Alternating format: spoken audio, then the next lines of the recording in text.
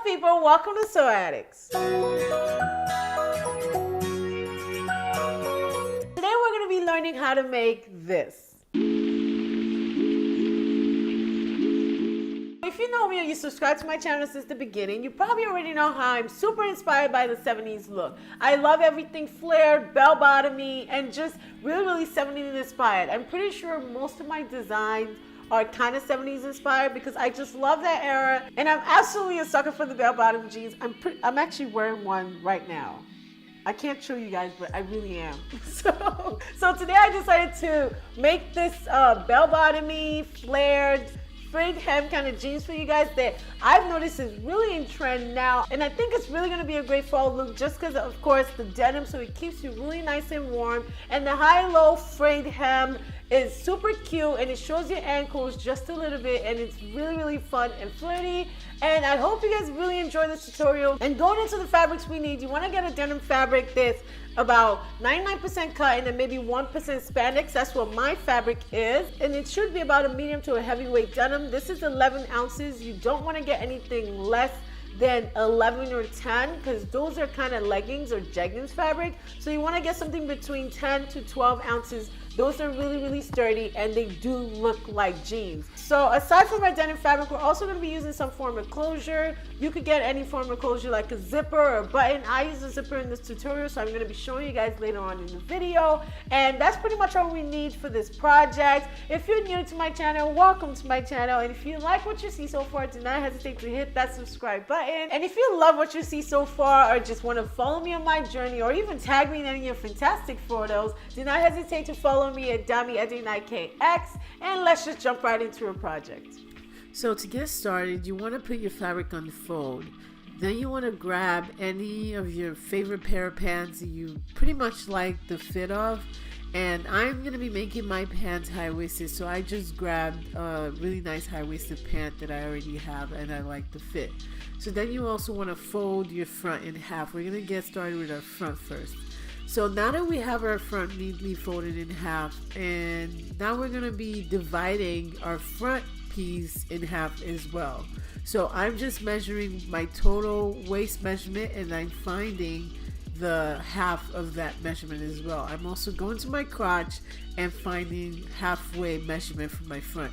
You want to do this all the way to the bottom and then connect the lines. So basically you've divided your front piece in half. So now that we've done this, you want to also lay your pattern or your pants on the fabric a little bit away from the edge. This gives us room for our flare. So now we're also going to be tracing just this portion of the front. You want to trace just half of the front. So again, you want to trace the crotch, and then when it comes to the waistline, I'm only tracing the waistline below the waistband because I'm going to be creating my own waistband. So you want to trace below your waistband.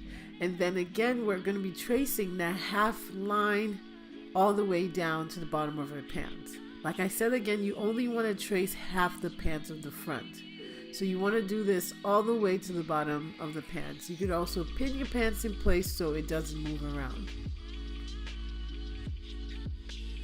So now that we've pretty much traced everywhere, you also want to figure out where your knee is by your inseam and crotch area.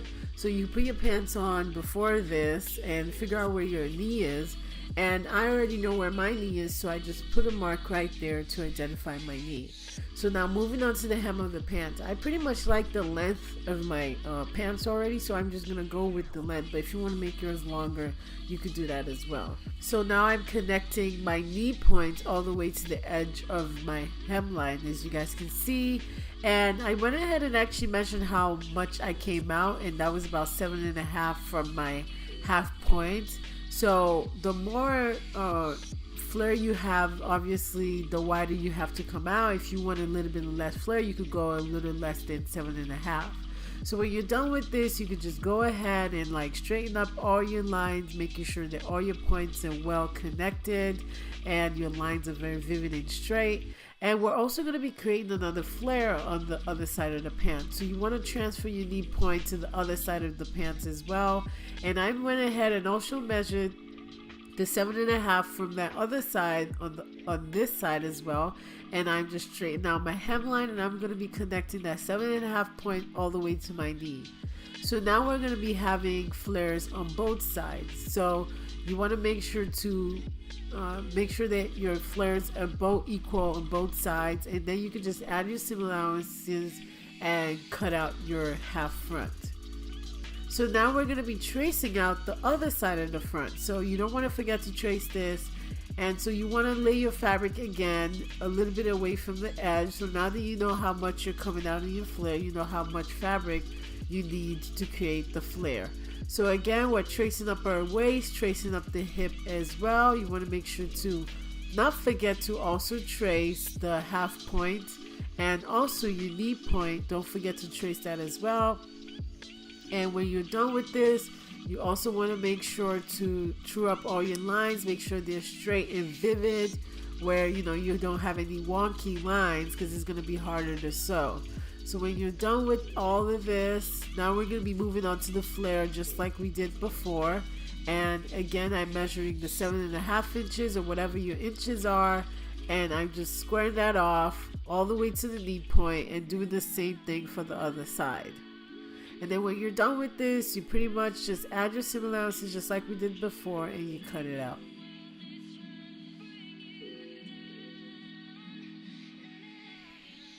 So now that we're done with this, we're going to be moving on to the back. So you want to fold your pants again on the other side, which is the back. So now that you're folding your pants in the back, we're going to be folding this again in half. So you could take pins and just make sure that your pants are indeed folded nicely in half.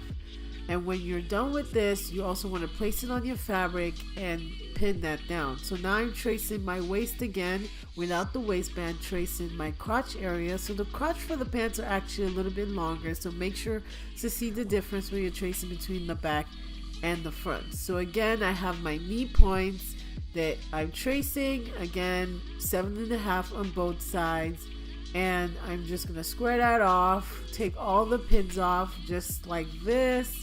And I'm going to add all my seam allowances, and I'm just going to cut that out. For the back, we don't have to do two pieces, just one piece at a time. So now we have the two sets of fronts and our two backs. So you have all the flares on both sides of your back and your front. So now we're going to be connecting our two front panels together. So you want to connect this together and this together, and you want to sew that all the way down to the bottom. So make sure to pin so everything is matching up and your flares are also matching up at the end. Do the same thing for the other piece of the front as well. So I went ahead and sewed this on the sewing machine and also pressed it down really nicely, and it looks something like this. So now you also want to grab your other set of front, and we're going to be folding this direction and sewing it on the sewing machine. You also want to grab your back, and you're going to be sewing it basically the same way on the sewing machine.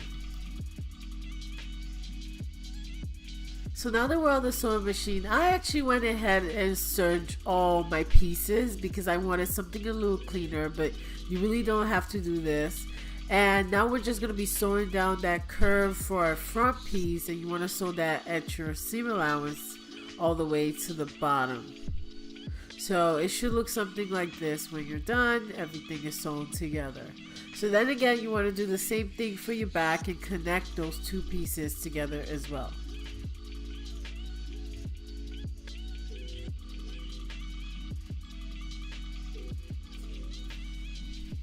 So then we're done with the back, and now we're going to be connecting our front and back together. So you want to sew that both side seams to side seams. And I'm actually going to be sewing my right sides all the way from top to bottom. But then on the left side, I'm going to be leaving an opening for a zipper. So you want your zipper to be about maybe 9 inches to 12 inches long. And so you want to leave the opening for that. And then we're going to be sewing right side from the top all the way to the bottom. But then the zipper side from the point of where zipper stops all the way to the bottom. And we're also going to be connecting the crotch area as well. So now I've sewn everything together. My side seams are connected, my crotch area is connected, and I have an opening for my zipper as well. So before the zipper, now we're going to be looking at how to put on our waistband. So for the waistband, you want to grab a nice piece of fabric, and we're going to be putting this on fold. So now I actually want my waistband to be about 1.5 inches wide. So as you can see, I marked the 1.5 inches, and then I'm going to be marking another 1/2 inch in additional to that for the seam allowance. So you just want to measure 1/2 inch from the edge of your fold and square off these lines, and then you could measure how wide your waist is, and that's pretty much your waistband. You also could just add seam allowances at the edges, and you add seam allowances at the bottom as well. You really don't have to measure the length of your waistband. You can measure the waistband how long you want it, and you could just cut it on later on. So it's totally up to you.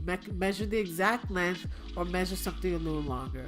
So now that I've done and pressed it, now I'm just going to be pinning it all the way around my waist itself. So you want to make sure to just walk that in lightly. Don't stretch your waistband and don't stretch the waist itself. So now we're just going to be sewing this down on the sewing machine at 1/2 inch. So I went ahead and sewed this down, and now we're just going to attach the zipper before we finish up the waistband. So same drill for the zipper. You just want to place the zipper at the edge of our waistband, not anything lower, right at the edge so it zips up all the way, and we're just going to pin that nicely, making sure it lays flat. So again, I went ahead and sewed this on my sewing machine, and you can see my waistband is pretty much flapping. So now I'm just going to be folding the fullness all inside, and to give you a clear view, we're going to be folding the 1/2 inch seam allowance from the bottom, and we're going to be sewing that on the sewing machine. So the idea for this is we're going to be top stitching from the front and catching the back. I've done this in many of my videos, so I hope you guys kind of understand what I'm saying. You're pretty much going to be folding the seam allowance, and we're going to be sewing from the front and catching the back. So again, I went ahead and sewed this on the sewing machine, as you can see. So the back is being caught when sewn through the front. And now moving on to the hem of the pants. As you guys can tell, the pants are actually more high-low. So I'm going to be shortening my front. And you want to just grab the princess seam. That's the the seam in the middle of the front pant. You want to grab that and fold that in half. And I'm just shortening the front about 7 inches. So I marked 7 inches up at the front, and I have my mark at the back, and I'm just going to be connecting these two lines with a curve, more of a freehand curve, but you want to just curve from the back all the way to the front, and this gives you a nice curve, and this is what you're going to be cutting out to shorten your front and have a longer back. So now that you've done this, your front should be longer than your back, and if your back is having some kind of point, you can just go ahead and just kind of round that off a little bit. And to transfer this to your other pant leg, again, you can just fold that and lay both of them on top of each other and pretty much just trace the curve, because this allows you to have the same kind of curve on both pant leg, so none of it is like one is curvy and the other is not as curvy. So when you're done with that, now we're pretty much ready to start fraying the edges of our pant. So you really want to figure out how long you want your fringes to be, and from that you start slashing down on your pant, and you could just take a tweezer or take your seam ripper, and you really just want to start fringing the edges of the pant. So just to give you guys a closer look, you want to start picking out the white threads, no matter the color of your denim. You want to start picking out the threads, and this fringes it up really nicely. This process does take a while, so make sure to be patient. And when you're done with this process, you're pretty much done, and your pants is ready to wear.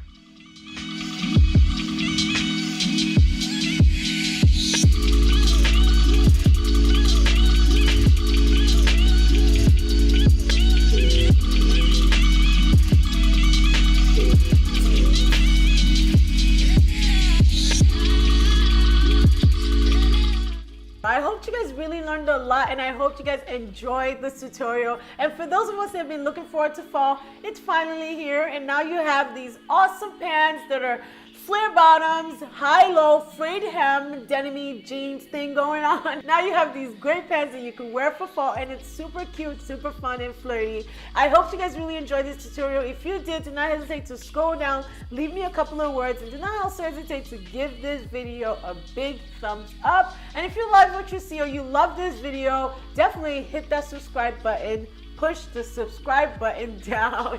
And I hope to catch you awesome sew addicts next week.